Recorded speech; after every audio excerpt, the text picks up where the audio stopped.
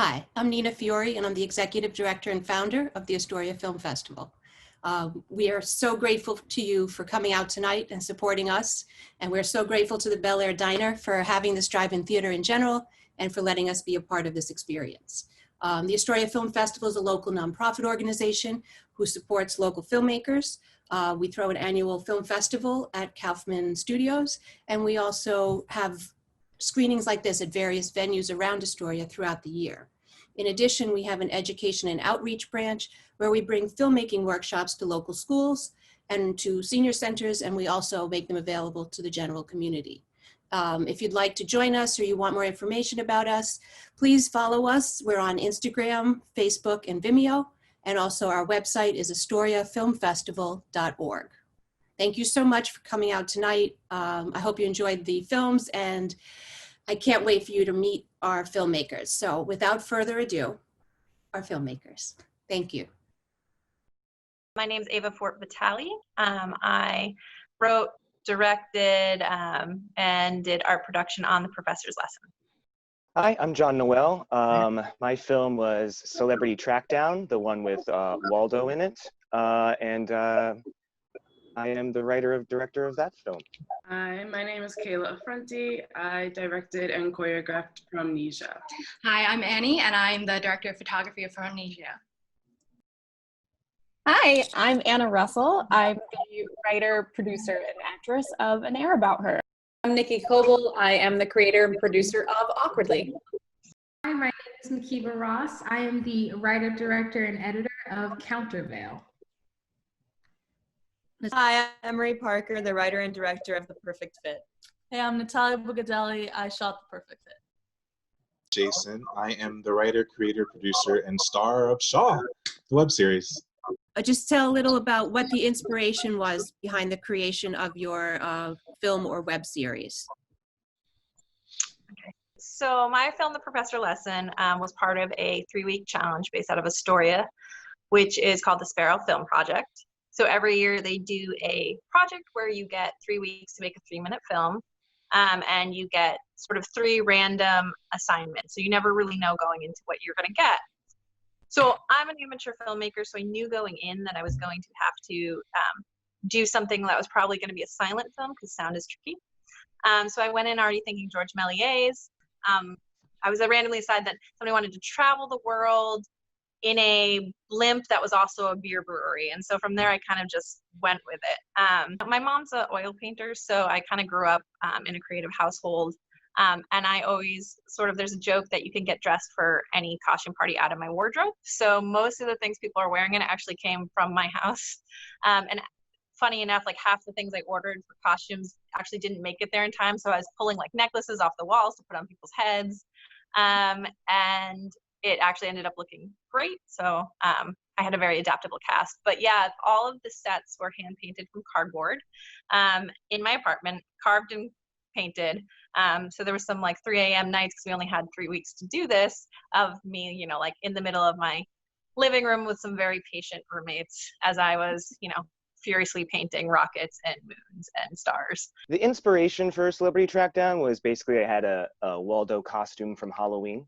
I'm a part of this group, film repertory group, and we were just looking for something fun to shoot. And obviously Waldo and just kind of putting him in random situations around the city just sounded like a bunch of fun to us. So then we took that idea and made it like a behind the music type parody and just kind of had fun with it. That's really what we do at Film Repertory Group, is make a bunch of silly stuff that we really enjoy.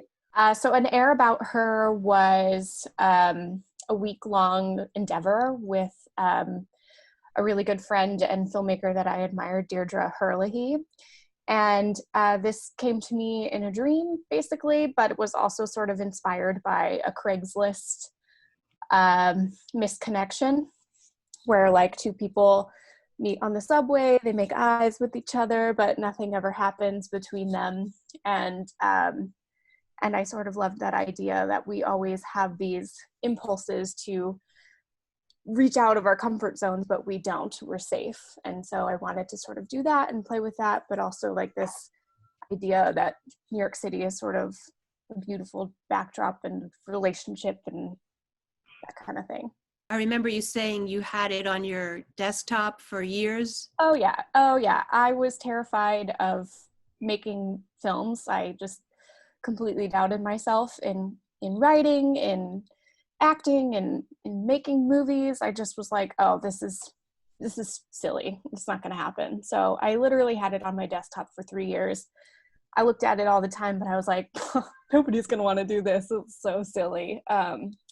But finally, I just got tired as an actor of not working. You know, I auditioned a lot, but I wasn't booking anything. And I just was like, you know what, I got to do something about this on my own. Like, I can't be sitting around twiddling my thumbs waiting for somebody to do this for me. So I reached out to my friend who I've admired for years. She's been making movies for years. And like, I've always wanted to be in them and like hang out with her and have her work with me and stuff, but I was so scared to ask her, and I finally did. And she was like, yeah, let's do it. And it literally snowballed, and here we are. We've made 2 films together now. There's a short answer and a long answer for the inspiration for Awkwardly, and I'll try to give you both because they're fun. The short answer is that Awkwardly writing it was sort of a ploy to make my friends hang out with me, because that's what writing is when you write for your friends. But the long answer is that I had worked with Jason Alexander on a play. He was my director, and we were having a kind of wrap-up dinner in the city and hanging out, and I was talking to him about an idea that I had for writing and producing and creating this thing, and he sort of challenged me and was like, you're talking about writing and producing, and you're probably directing and acting in it, whatever. Do you think that you can do all of those things well? And I was like, no, but I don't care. Like, I just want to work. I want to play. I want to get together with my friends. I want to be working no matter what aspect I'm doing that from. And he said, well, then you need to write the thing that only you can write, or no one's going to care. And it was valid. And so I thought, well, what is the thing that makes me, what is the thing that I bring to what I do that's different? And the 2 aspects of that is that sort of this endearingly awkward vibe, tripping over yourself and being like endearing, but also a complete mess, is sort of a brand for me. And I realized that was kind of just incorporated into embracing that. And it's always been part of my writing, but also the incredible people that I've gotten to know through the theater, through different projects that I've worked on. I just know these incredibly talented actors, and I started to make a list of who I would want to work with. And then it was like the 6 people, and then these 10 people, and then I realized I had 20 some odd people that I wanted to work with, and I thought, well, I think I've got a really cool puzzle, which became a Chain of Connections series where there were 20 leads, and it goes kind of A, B, B, C, and then all the way around to, I don't know, whatever the 20th letter is. Let's pretend it's X. X and A is where it ends. So it goes full circle, and everybody has 2 back-to-back episodes, and it's just all about life's awkward moments connecting us. So Promnesia began as something that was going to be on stage for my senior thesis, but then along the way I decided that I wanted to make it into a film. So the process started with, I found the dancers for it, and we had like a 2-month rehearsal period, and then my partner Annie, we found locations and found other people to help us. It was kind of very like, you know, senior year of college. Just the concept of other people being in places before you're there, and how their energy affects that place, and how like your interactions with the other people, whether they're physically there or not, affects you, and how that just can play out. So I explored it more choreographically first with the dancers, and I talked to them about it, and we created like duets and solos and trios that all intertwined. Once you put it in the house versus having it in the rehearsal space, you really could feel the feeling of Promnesia and what you were going for, about you could be anywhere in any space and exist. Yeah, we had a lot of fun exploring that. Actually had a few things inspired Countervail. I know that the main thing, piggybacking on what Anna was saying, was just about, I really had that urge to challenge myself and just like step out of my comfort zone. The film I'm in pre-production for right now, I made Countervail to get me ready for this film, because the film that I'm currently producing, I have been sitting on this idea since 2017, but I didn't feel ready to make it, and I really wasn't at the time. I was not ready to make that film. So I made Countervail to say, okay, if I can make Countervail, just see a film through from start to finish, even if it is just a page and a half, if I could see it through from the inception of the idea all the way through to the end and possibly get into a festival, then I would have the confidence to just pursue my current film right now. So it worked. I made the film. I feel good about it. It got into festivals, and now I'm actively working on the film that I was practicing on Counterbill for. So it really did kind of work out. The Perfect Fit was my student thesis film, and it was inspired by my experiences in high school. I did a lot of theater, and we did the show Gypsy for my senior year, and I played the role of Rose.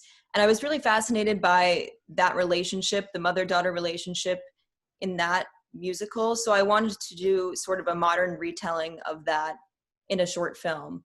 I think to me it's more of just how it's about confidence and people doubting themselves, and that could really take any shape or form. It doesn't matter, everyone has their own insecurities, and when someone puts ideas into your head that you're not good enough or you can't accomplish something, it can really hold you back. So I want to show someone overcoming that, especially a high schooler, someone who's young, because we all face those issues when we're a teenager. So I was a cinematographer.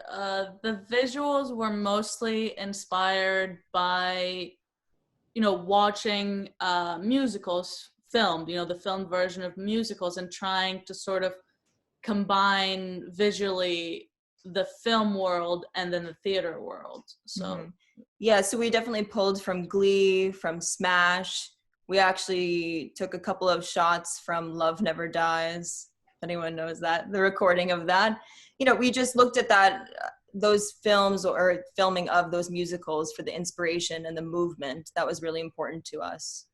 Yeah, I guess my story is kind of similar to Anna, where I'm an actor first and foremost, and I was actually working a PA gig as an office PA for like 6 months. And anybody's ever been a PA like on a film or a movie set knows like how challenging and how long the hours are and how much work it is and how much time you have to not be creative.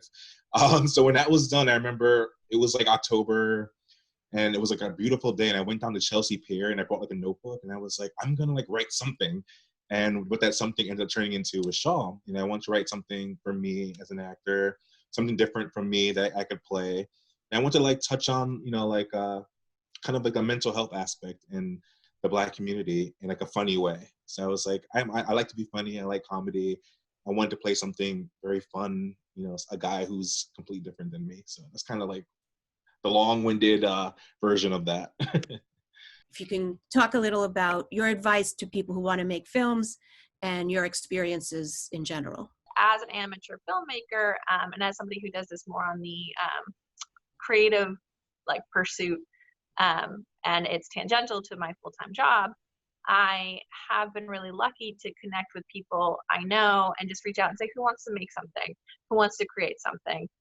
So I think finding a balance, especially if you're starting out, of being willing to, ask people who want to be involved in a project, and also volunteering what you have available to people. So if somebody comes in and they're a great editor for me, I can always say, if you ever need costumes, come raid my crazy closet.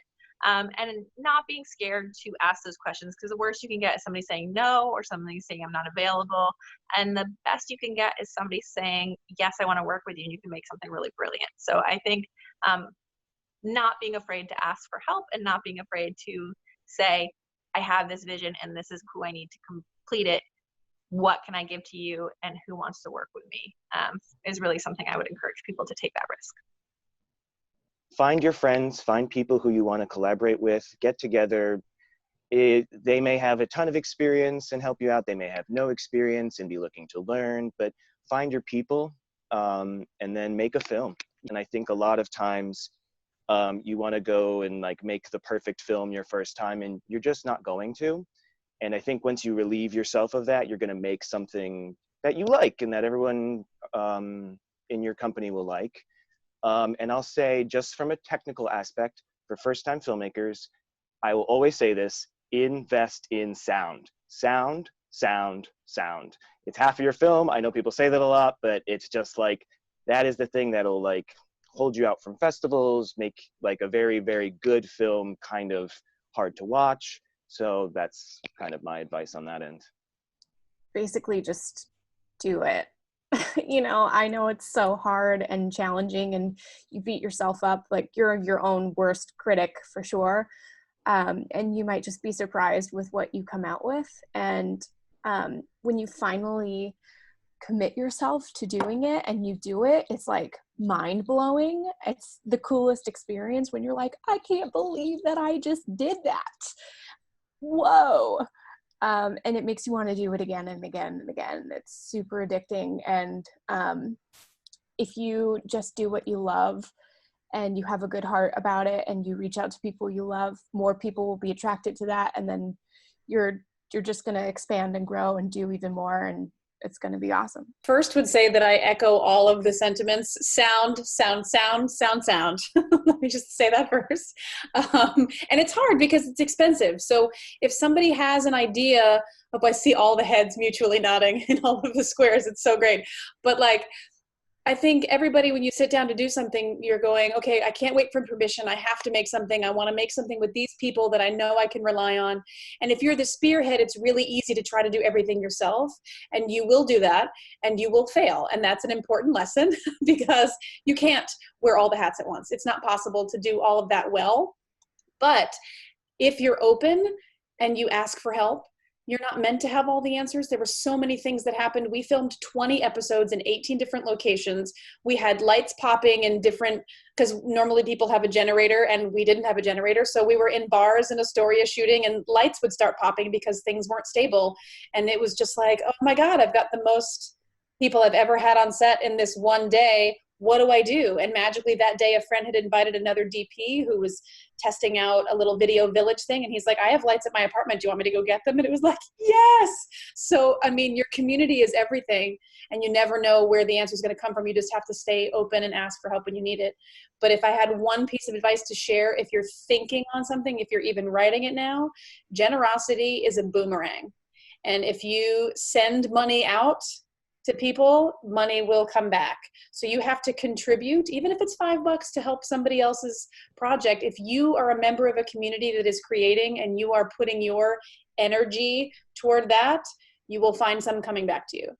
I would definitely agree that sound is key. Like they did not stress that enough to you in film school, that because they tell you, you know, they make you take a sound class, but man, like sound can really make a film go from like really, really great to just like, okay, you know, or like you said, just difficult to sit through. So sound is definitely critical. Definitely, yes, I agree with, you never know who is willing to collaborate. For me, I definitely was the type to just do it all on my own. That's just equal parts in my nature and equal parts just being too afraid to ask anyone else to help me with my idea and not really thinking anyone would think it's worth even giving their time to. But honestly, I have always been surprised. Every single film I've ever tried to make, I've always just been blindsided by just the willingness of the people around me to help and just the willingness to collaborate. If you approach it with love and just respect and take it seriously, everyone else will recognize it and they'll also take it seriously with you. I would say it's really important to put yourself out there. And I know a lot of people don't love doing that. I'm not someone who loves social media, and it could be scary at times to apply for a grant or a competition, knowing when there are a million other people out there applying for the same opportunity. But I would say just get out there and do it. And even if you don't win or you don't get the chance to do whatever the competition is, you know, you're at least practicing and using your muscles, you know, something even besides filmmaking. You're putting yourself out there and you're trying to present your work. And I think eventually that pays off if you find your audience. Just as you find your community, you also have to find your audience and the people who care about your work. I think the most important thing really is to know your worth, because yes, filmmaking is an art, but it's also a business. Like, you need to be sustainable. It's, you know, it's a huge industry creating so many jobs every single year. And even now, during all this, you know, everyone at night probably, you know, watches Netflix or watches something on TV. Like, we need film, we need art in order to, you know, survive as like a culture. And I think it's just like so important to not only look at it as a hobby, because it is an industry. Because just by making one film, for example, you know, we're preparing our first feature, we would hire about 30 people. We would create 30 jobs for those few months that we're going to film the feature. So a film is not just, you know, the final product. Like everyone said, there's a lot that goes into making a film. So much information here, guys. I'm loving this. I agree with all of that. Sound and community, which is so important, and knowing your worth. I guess what I will contribute is just making sure that you take care of your people on set. I think that's very important. You know, making sure that the safety, making sure you feed people when you're on set. You know, taking breaks. Like I know, like we have a schedule, we want to get things done, but people work better when they're taken care of. And I remember I got to work with Whoopi Goldberg one time on a set, and she was so gracious to every single person. Like she greeted everybody, and when she left, she said thank you to every single person. And that's something that I'm always going to remember, and I always take with me, to always be thankful to every single person. Like no matter if it's your DP, down to your lead actor, down to the PA, down to the intern you may have, like always be grateful, because everybody's working to make this project come true, you know, come to life. So That's so great. Whoopi's a Queens girl. Yay, Whoopi. Oh yeah, right? She is. She's fantastic.